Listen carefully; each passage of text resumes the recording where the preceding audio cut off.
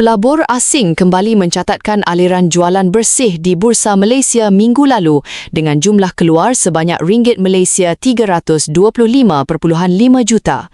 Jualan berlaku 4 daripada 5 hari dagangan.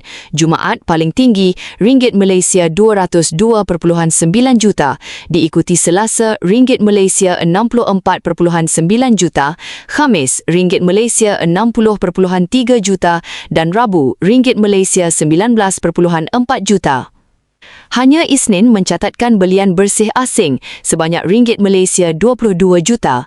3 sektor dengan aliran masuk bersih tertinggi ialah teknologi ringgit Malaysia 135.5 juta, perkhidmatan dan produk industri ringgit Malaysia 75.9 juta serta kewangan ringgit Malaysia 75.6 juta.